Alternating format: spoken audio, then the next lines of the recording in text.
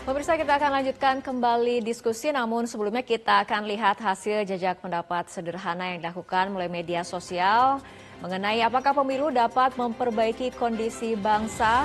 74% mengatakan iya, pemilu dapat memperbaiki kondisi bangsa, yang mengatakan tidak 26%. Saya ke Prof. Asep terlebih dahulu. Ini kalau melihat dari hasil polling, dominan mengatakan iya, pemilu dapat memperbaiki kondisi bangsa. Artinya masyarakat ini masih percaya proses demokrasi berperan penting dalam perjalanan kebangsaan kita. Nah, apa prasyarat agar hasilnya ini sesuai dengan harapan?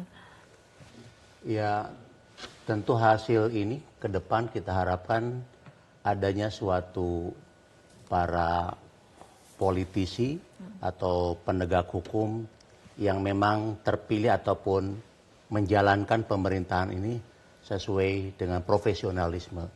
Nah, itu yang pertama. Kalau kita menempatkan ataupun hasil pemilu ini kemudian terjadi dalam konteks transaksional, ini juga yang menjadi berbahaya, sehingga hasil pemilu hanya dijadikan sebagai barter, sehingga mereka-mereka yang akhirnya berinvestasi kemudian mengumpulkan kembali untuk sesuatu yang akhirnya merugikan masyarakat. Itu yang pertama.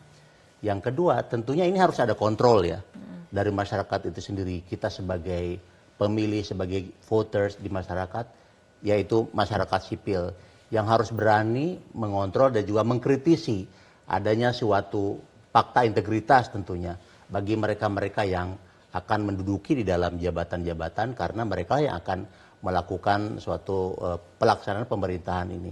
Jika itu kita bebaskan saja, serahkan saja kepada para politisi atau mereka yang menang di dalam kontestasi demokrasi ini akan menjadi berbahaya. Sehingga kita hanya menyerahkan sesuatu, padahal kita sudah terlibat atau berpartisipasi di dalam demokrasi, tapi setelah itu yang berpesta akhirnya mereka-mereka yang punya kepentingan. Dan ini harus selalu kita kontrol. Itu kira-kira poin. Oke, baik. Mas Imam, ada tanggapannya? Ya, saya sepakat dengan Prof. Asep. Apakah pemilu bisa memperbaiki kondisi bangsa? Iya, jika memang mandat politik itu tidak sekedar terjadi di bilik suara. Karena kita tahu bahwa masa yang akan mendukung calon legislatif ataupun presiden itu tentu banyak sekali dan dengan keragaman kepentingan dan keragaman latar belakang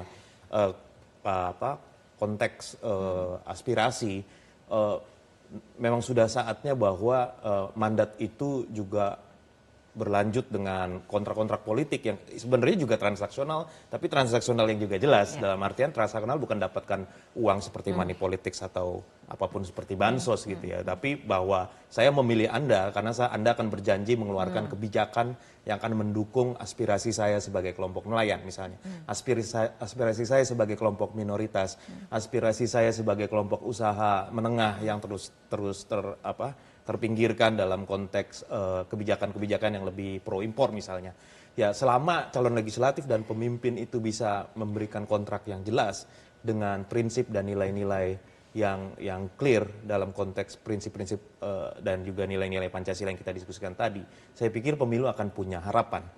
Namun apabila masyarakat sipil sendiri, organisasi masyarakat sipil atau kelompok kepentingan ataupun basis massa yang sebetulnya menjadi basis konstituen pemilih tidak melakukan itu, saya ragu bahwa kemudian pemilu akan bisa memberikan perbaikan kondisi yang bisa mencakup untuk semua. Oke. Mungkin seperti itu. Oke, Pak Sukidi, apakah punya pandangan berbeda atau memiliki optimisme yang sama dengan hasil responden tadi?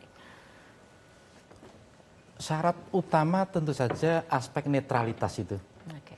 Netralitas itu betul-betul harus ditegakkan, tidak sekedar dalam retorika politik, tapi betul-betul dijawantahkan dalam tindakan, dalam penyelenggaraan pemilu yang memang memenuhi asas jujur, adil, dan rahasia itu sendiri. Karena prinsip dasar ini harus ditegakkan untuk menjamin bahwa pemilu itu memperoleh legitimasi politik yang tinggi.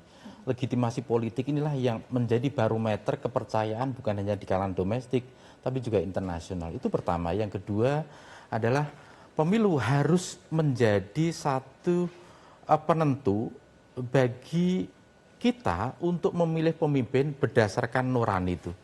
nurani itu berasal dari nur cahaya, Roger William menyebutnya sebagai holy light, cahaya suci. Karena itu kita harus mengajak masyarakat untuk tidak tertipu daya dengan bansos, dengan politik uang, dengan iming-iming kekuasaan. Tetapi satu-satunya standar yang dipakai oleh warga, oleh rakyat untuk memilih pemimpin adalah semata-mata berdasarkan nurani itu.